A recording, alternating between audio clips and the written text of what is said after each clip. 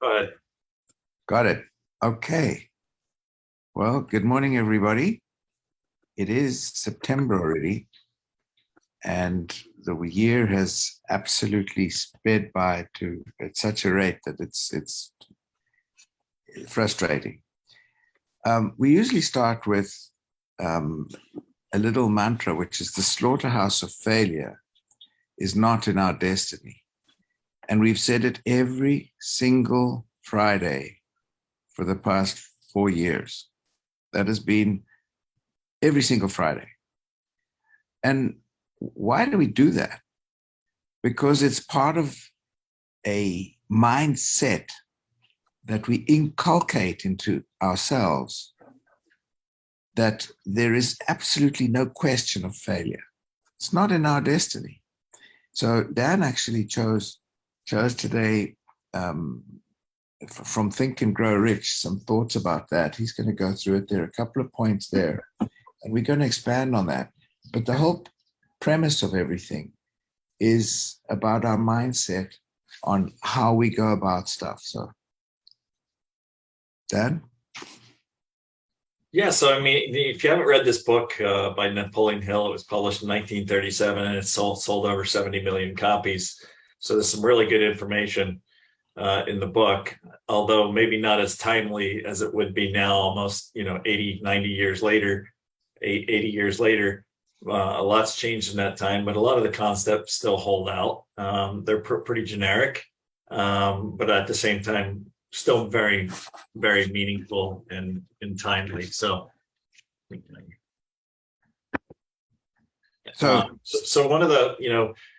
of the first things, so there's 13 real things. What he did is he spent a lot of his time looking at people that were successful and what made them successful. And he came up with 13, kind of habits that successful people had to reach their levels of success. And so we're going to kind of focus on 3 of them today. The first one being autosuggestion. Autosuggestion is basically, visualization or utilizing affirmations.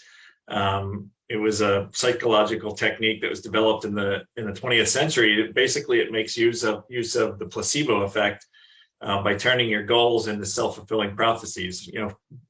Thinking what you're believing, what is your belief system, and then actually making that become a part of your mindset and your subconscious to actually be successful. You're imprinting these beliefs onto your subconscious. So Hill said that a trait of all successful people is this incredible, unshakable belief that they have about themselves and their goals. They within reason, of course, because otherwise it becomes narcissistic. But you want to have this unwavering belief in yourself, and that your abilities and your ability to reach your goals and set intentional goals, and then how you're going to get there to reach them.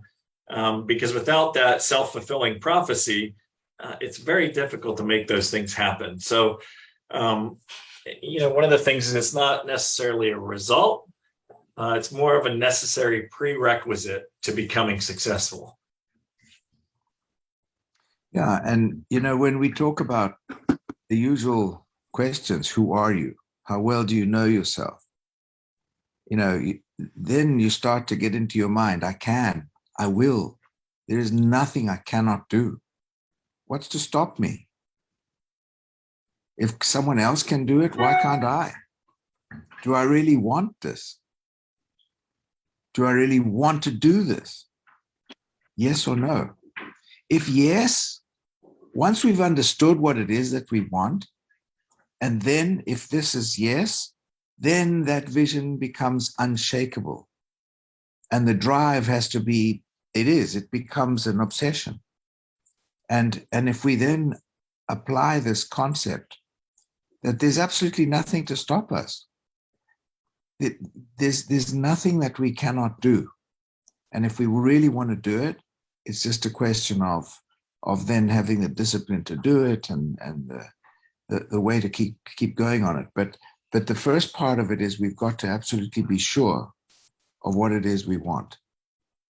And that's where what will drive us.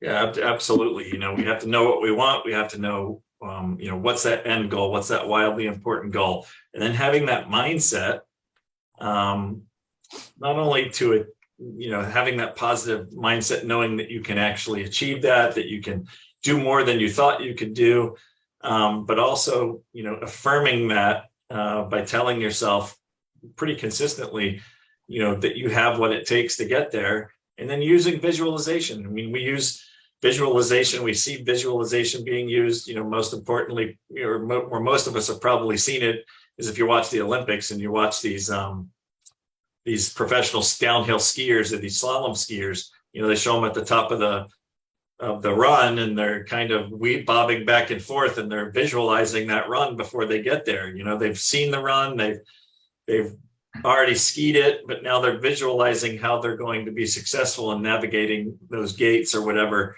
or those hills or those jumps getting down the mountain. So, what this does is it builds the confidence you need to follow through on your actions, right? It also lets your goals seep into your unconscious, the unconscious part of your brain, until you automatically align all of these actions in a way that leads you towards your goals. So it's about mindset, it's about affirmation, it's about visualization, putting all of those three things kind of together to help you reach your goals. So auto-suggestion is what Mr. Napoleon Hill called it. We call it something different now. They're all basically the same in my mind. So the second thing that we're going to talk about briefly is being stubborn and always sticking to your decisions. Hill quotes a lack of determination as the most common reason for long-term failure. What is determination? Determination is a positive emotional feeling that involves persevering towards a difficult goal in spite of the obstacles that we have before us. You're determined to reach your goals. You have that determination to get where you want to be in life. And what does that mean for you? First you need to know, as Lauren said, what is that goal? What's that wildly important goal, or where do you want to go? You need to know where you want to go before you start setting those intentions for how you're going to get there. But you need to be stubborn and always stick to those decisions. Lawrence?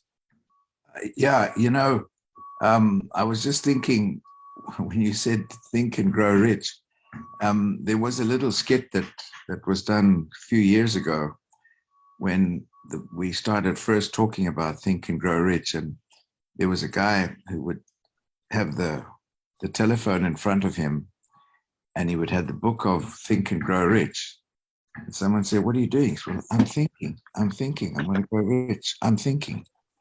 Well, of course you need action, but it all starts with your absolute belief.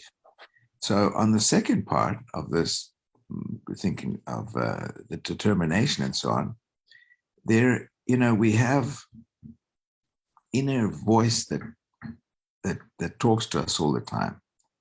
And that's the core belief that we have. So when we start thinking about, about sticking to our decisions and being stubborn, you say, well, what if someone has not succeeded? So what if someone has not succeeded? I don't care. So what if it's very difficult to achieve this? I don't care. Are the cobwebs in my mind real or imaginary? If we look at the cobwebs in our mind, are they emotional, or are they from your heart or from your mind? If the cobwebs in your mind, if the cobwebs that you have in your brain are emotional, there's a big difference to whether they're clear thinking from your mind. Because sometimes that's where we get mixed up. We get mixed up with an emotional mess, where if we think it out clearly, we can do it. So how successful are all the naysayers? Because we're always surrounded by people who say, oh, this is difficult, you can't do this, it's not happening, and blah, blah. Well, how successful are they? How much experience have they had? Are they people we admire, or is it just, my Aunt Josephine, who hasn't got a clue? She's, or my uncle, to be politically correct, Uncle, Andrew. So why are they negative? What is their intention? Is it because they're afraid of my failure? Or is it jealousy? What is the advice that they're giving? Why are they giving this advice? Why do people give us advice? We look at the intention of that too, because these are things that feed on our doubts. There's so many things that we are sure of, we think we are, and then somebody comes along and shoots the balloon, and the balloon pops, and then we say, well, I'm not sure I can do this. But we've got to have this unswerving, stubborn belief, once we know what we want, that there's nothing to stop us. There's absolutely nothing to stop us. And if we start with what we always talk about, the end in mind, Dan actually showed us, he introduced us to a movie about the El Capitan, a big mountain that people— Free Solo. And it's a very daunting task to go up there. And many people have tried and failed, and some people have died and so on. But again, and what he said now, when you start planning your steps, and you know where you're going, and you know what the end in mind is, and you know what the goal is, there's nothing to stop you. Only your own cobwebs. And you've got to differentiate those cobwebs. Where do they come from and why are they there? Get rid of them. There's lots of extraneous things in our lives that don't want us to meet our goals or be successful. And, there's no lack of opinions from people, when I tell them what I do with the scanner and the supplements. And, there's lots of opinions even within my own family about, what are you doing, this and that.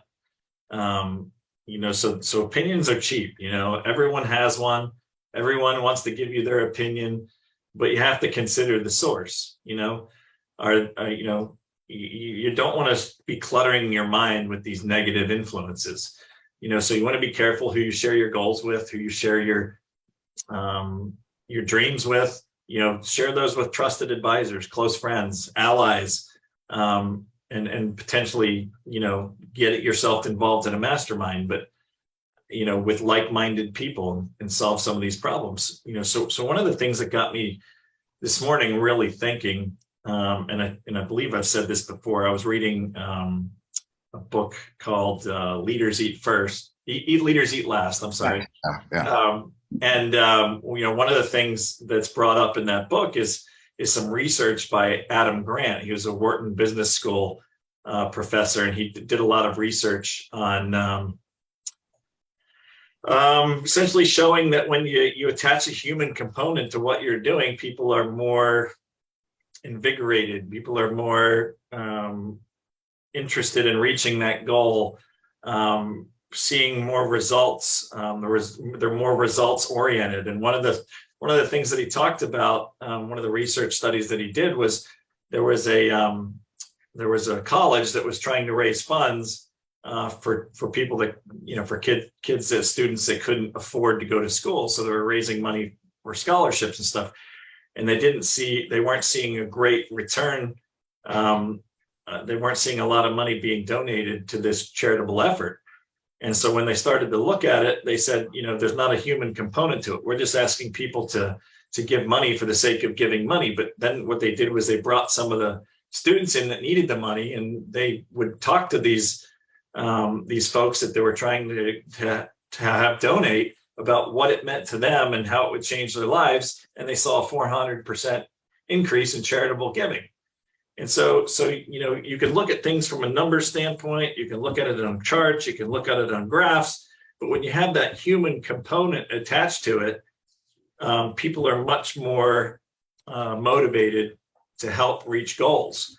And so, one of the things with this business, and I believe I've said it before, is, we need a way to show physicians more readily that there's a benefit to their patients, because when you attach that patient outcome component to this, then it makes a lot more sense, because then it's not just about being financially driven. I mean, we talk about that a lot, And I don't like to lead with the financial piece of it a lot of times. I do if that's what I'm sensing the physician wants to know. But I like to talk more about what this can do for the patients, how it can benefit the patients, how it can benefit the practice from a non-financial standpoint, because I think you're adding that human component to it, and it's going to drive the point home a little bit more. When you talk about being steadfast in your beliefs and what you want to do and where you go, another great example of that is Henry Ford in the Model T. He wanted that to be his masterpiece. He knew that it would be, what was going to make the company survive for the long haul.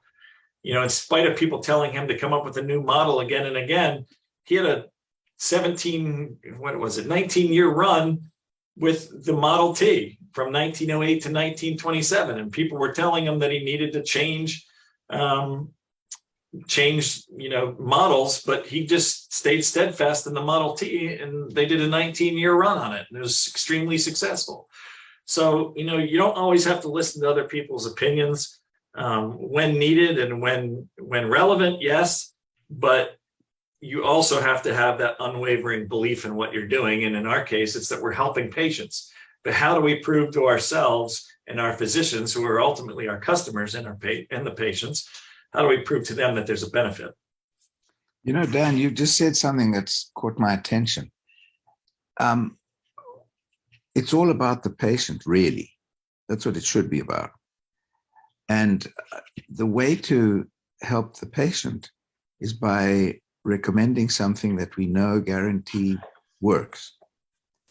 Well, we're always working on looking at solving something for the doctor in terms of his time, or the healthcare professional time, and so on. But if we were to get a bunch of testimonials from patients, lots and lots and lots of testimonials from patients that we could show the doctors. So, for example, Vince just mentioned the psychiatric aspect to the results from our products, or from our products for psychiatric patients. Well, it would be good, like, for example, to get Dr. Katie to start getting us some feedback from the results from the patients, and from the patients saying how they feel better and so on. I think that would be also something we could lead with, because it's trying to solve a problem. What is the problem? The problem is America's sick. We've got there is no healthcare. It's a sick care. So we're helping patients. Well, if we can show that what we're doing is really helping the patients, that will help the doctors be a bit more encouraged about being able to recommend something, because they've got something that they know works, and it's coming from the horse's mouth, as it were, the end user. It's just a thought, but it's something that I think we should look at, is getting more testimonials from patients of all specialty doctors. Yeah, that's kind of what I was getting at, is that if we can show so many times we seem to focus on, trying to show a doctor how this can work in his practice, what the financial benefits are. But the piece that we're forgetting about is those patients, and they should be first and foremost. Like Lawrence said, if we have, 100 testimonials from patients that we can walk into a doctor's office and say, this is why you should be doing it. Maybe not for the financial aspect of it or the nutritional aspect of it, but the outcomes that we're seeing with our patients and the improvements that it's making to their health. That's going to make the difference. I think it's very difficult to talk to them about nutrition, because most of them aren't educated on nutrition, number one. Number two, you talk to them about the financial piece, it's the wrong motive. If you do come at it from helping patients, like I said in the first thing that we talked about there, you're using auto-suggestion, but more importantly, or the second one, sorry, looking at it from a patient perspective, or putting a human component to it, that's going to drive the point home with physicians more than the money or the nutritional, focusing on the nutritional aspect. But the last thing, and I'm sure a lot of you guys have heard about masterminds, is, you need to get together, share your goals with common, people that have things in common, trusted advisors, allies. And you could do that through a mastermind. Napoleon Hill was the originator of what we know a mastermind to be today. And, millions of people use it. And with the internet, it's become a worldwide phenomenon. It's easier to connect with people, like-minded people within your industry, outside your industry that share common goals. It's easy to get together with, 3, 4, 5 people that you can bounce ideas off. And as a collective, we're much more powerful than an individual. There's strength in the old adage, there's strength in numbers. But by combining our brain power of 2 or more people to solve problems, the result is more than the sum of the parts. So, here's how Napoleon Hill defined a mastermind group: the coordination of knowledge and the effort of 2 or more people who work toward a definite purpose in the spirit of harmony. I think that pretty much says it all. Well, we talk about finding a friend in the business. What does that mean? See, we actually say the right things, but do we really understand them? Very often, that's my point. Find a friend in the business. Well, what does it mean? It means that we're like-minded, we're on the same page, and there's nothing to stop us. And the brain power between a couple of people together can overcome all these a lot of the imaginary obstacles. Dan, I saw Ron Ripple had his hand up. I don't know if you've got anything you want to add. We're almost on time. Yeah, thanks. With all the research that's been done, is there not already a list of testimonials from patients of how they've done? It probably is, but I don't know if it's probably not a coordinated bank of information that we can go to. The doctors probably have their own testimonials, but it would behoove us, I think, to be able to speak to each doctor that we deal with and say, could you give us, the testimonials of 2 or 3 patients in your field, of how whatever you've helped the patient with the supplementation that we have, or I think that's it. And probably the information's there, but we've got to coordinate it. Yeah. Thank you. And the other thing is, we talk about Napoleon Hill. The other book he wrote that's part is Outwitting the Devil. And Outwitting the Devil is something we often refer to as well, because we've got this positive and negative yin-yang going on in our minds all the time, and the good wolf and the bad wolf, and which one is going to succeed and which one is going to thrive. The one you feed.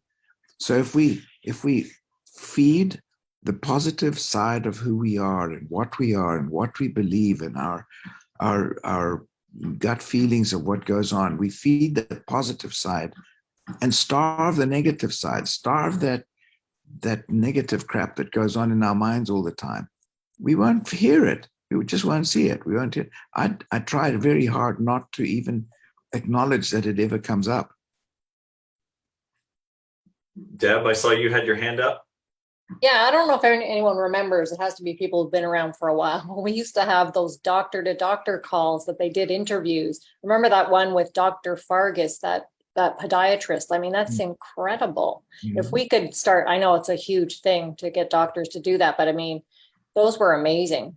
Just the results that doctors had, and it's coming out of their mouth. So it's great for us to use that. It's such great validation.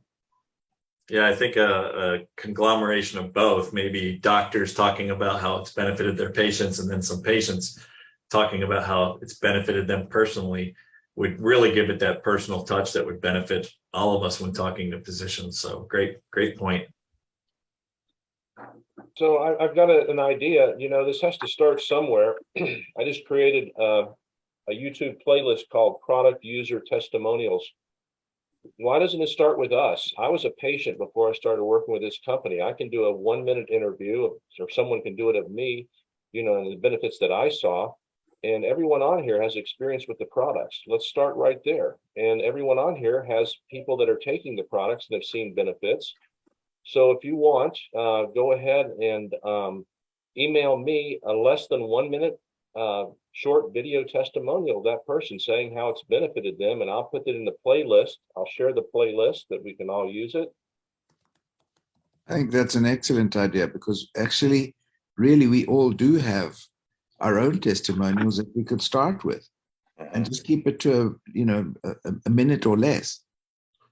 Do coaching testimonials. A lot of time people haven't done testimonials, so there's a guideline to testimonials. So if you coach them, like, this is the how you do a testimonial. So there are trainings on that and what needs to be done. So sometimes you just let people get up there and ramble. But say, hey, look, no, say this. So you coach them before they do it, that you already kind of know. Should be less than a minute, maybe a minute and a half at the very most, and touch on the topics of what product you're taking and how it's benefited you. If you send it to me, I'll put it in that link, and everybody has access to it. You can share the link. I think we could get hundreds of testimonials, quite frankly. Yeah. Or if you have physicians that are willing to do a testimonial as well, or just ask them if they have a patient or two Exactly. that wouldn't mind sharing it. I think that would be powerful. It's great for us, but coming from us, but as distributors, we may be perceived as being a little bit biased. So getting that physician and the patient, actual patient testimonials, I think is going to go a long way. Yeah, I think so too. This is Christy. Sorry, I'm sorry, Vince. I'm sorry. No, go ahead. No. I think I'd like Mike's idea too about, like, each of us can do our own testimonial first, because if nothing else, it's starting to get the word out there. Because we all have our own reason why, and I think that helps build some momentum, and it also gives an example for what other people can do as a testimonial, because we have something to point at and just say, hey, here's the testimony I did for the product that changed my belief and made me want to come on board. And then people are like, oh, okay, well, I could do that, because I could send that to doctors and stuff, and they'd be like, oh, but if I ask them for testimonials, they might go, what am I supposed to do? But if you give them an example, they're like, oh yeah, that's easy, I can do that. So actually, it's not about coming on board, Christy. I think it's about the product, the efficiency of the product. If we're asking right for the testimonial, for example, how that collagen, for example, helped with some kind of arthritis or pain or stuff like that. So I think that's very useful if we do that. Yes, I agree. It was bad wording. Sorry. No, it's okay. We should have someone maybe that just take up to do, like Mike said, the interview process, because I know several people, like Lisa Malone, she's an RD. She's been on blood pressure for like the last 13 years. In the last year and a half, she's been on LifePak and AgeLock. And I know last month she came off her blood pressure. Well, let's do that. She actually got off her medication. So someone take the lead, just say, hey, to do those little interview processes. So you have your, same face. Here's the introduction. Just boom. Here's our patient. Just have like a list of, and we just start lining them up. So we're going to put you on the spot, Mike. Yeah, the question, the questions are the testimonials. It's basically answering a question, like, what was the problem you had, and what was the solution you took? How long did it take? Are you happy with the product? What is it? Something like that. It doesn't. Very simple. The questions are literally one word each time.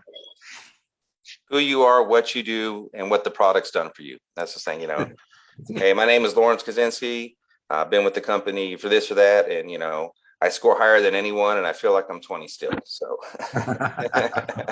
there's actually a really easy way to do this, Mike, and we explored it before, but vouchfor.com, vouchfor.com. You can actually send people a link where they can record the video, and you can have the questions there. So it could be like, what's your name? What product are you on? What benefit have you seen? So you can actually put those 3 questions in, and they can just sit there from their phone and automatically upload it to the Vouch For site, and then we can take it off of there and put it on YouTube. So there's some easy ways to do that that we played around with a little while ago, but then we kind of dropped the ball on it. So maybe that's something that we can touch base on. It's a good idea. Is that the ability for them to do like a video answering those questions? Yeah. So you could send them a link, and the link will pop up on their phone, and they can just basically hold their phone there and do a 30-second or a minute-long video, and it automatically uploads it.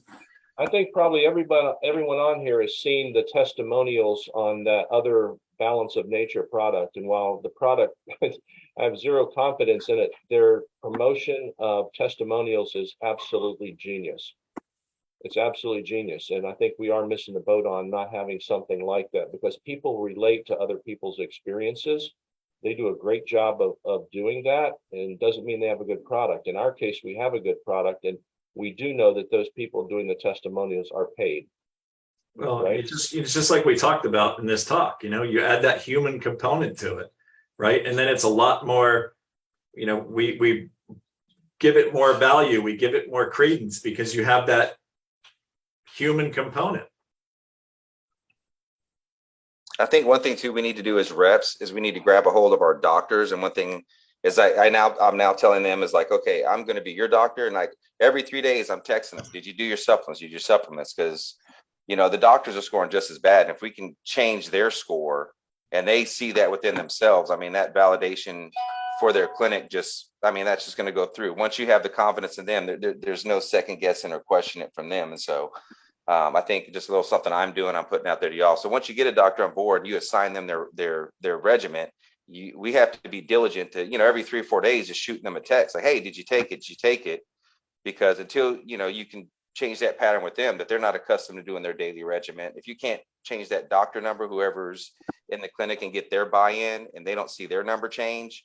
And I think that's why we may have a fall off ratio. And I noticed for the clinics that I've been able to get the doctor on it, and I'm hounding them, hey, did you take it today? Did you take it? And they're texting me back, yes, Vince, I took it today. And those clinics there are sending me orders every day because I'm hounding the doctor. They need to be on it. And so I think we take that approach to make sure we hold them accountable to their own actions, just like they hold their patients accountable. Can I just say this, Vince? You brought up something. I have a program in for the Spanish market, for the Spanish doctors. It's who heals the healers, because they forget to heal themselves. And there's a whole PowerPoint that I do with this about healing the doctor, helping the doctors heal themselves. So I think that we're onto something with this. We've got to explore this a little bit. Michael, thanks for that idea about the YouTube, and let's all now think about that and pepper that YouTube testimonial thing so that we can all use it for different specialties. Yeah. All right, Lawrence, you want any other questions, comments? Anybody else? No, sir. I'm done. Just that the slaughterhouse of failure is not in our failure. We will succeed, and we will persevere until we succeed. So that's it. All right. Thanks, everybody. I'll put this up on the Facebook channel here shortly because I wasn't able to live stream it for those of who weren't able to get on the call. But we'll see everybody next Friday. And thanks for joining us. Once I get the first testimonial, I'll post the playlist again on the HCA forum page. Awesome. Thanks, Michael. Thanks, everybody. All right. Great. Thanks. Have an Great awesome call. weekend. Thanks, everyone. Good weekend. Thanks very much. Great call. Thanks for being on. Thank you.